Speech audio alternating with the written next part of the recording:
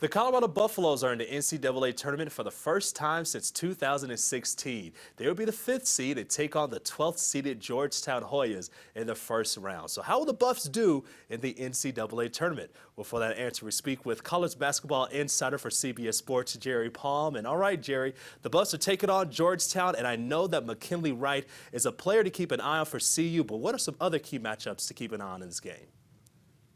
Well, I think for Georgetown, it really starts in the middle with their center, Kudus Wahab.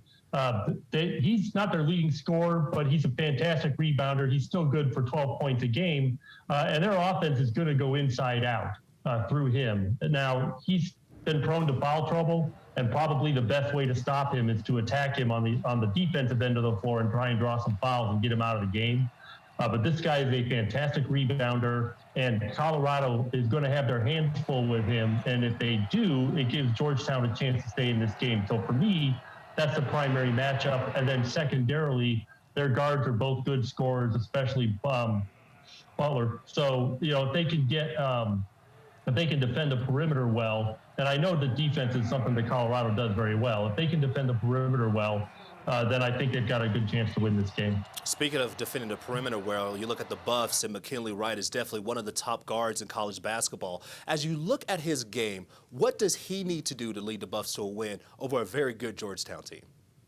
He needs to be himself. He's one of the elite guards in the country, and he needs to play at that level because this team is going to go as far as Mckinley Wright takes them. So, he's got to do all of the things he does well. He scores, he assists, the offense flows through him, and he needs to play a smart game on both ends of the floor and a productive game on both ends of the floor. And when your star is playing well, it gives comfort to everybody else. It takes the pressure off everybody else. So he just needs to be himself, and himself is an elite player in college basketball.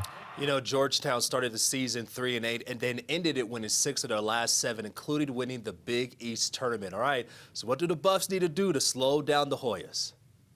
Well, like I said, it starts with the inside. They need to take care of Wahab, and then Blair. I think I said Butler before, but it's Blair and Dante Harris on the perimeter. Dante Harris was the most outstanding player in the Big East Tournament, and his growth through this season is part of what has made this team better at the end of the year. If they can defend the perimeter and keep those guys in check, keep them from going off, because when they do, it opens up the inside for Wahab. So, sometimes you can defend the inside by defending the outside.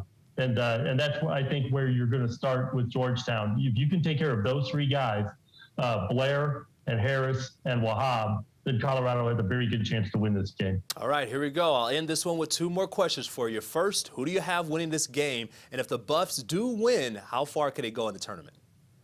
Well, I picked Georgetown because I don't know what Colorado I'm going to get. Right. Am I going to get the one that can beat USC anywhere they play? Or am I going to get the one that lost to Cal and Utah and Washington and then Oregon State in the conference tournament? So it's that inconsistency that leaves me a little unsure of Colorado. But that said, if Colorado does win, they've got a nice draw.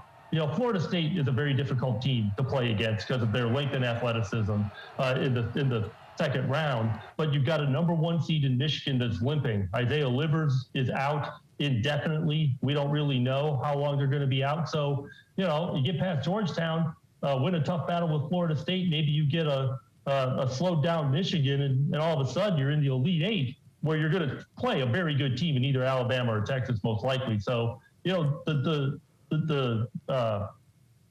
prospects for Colorado are widely varied.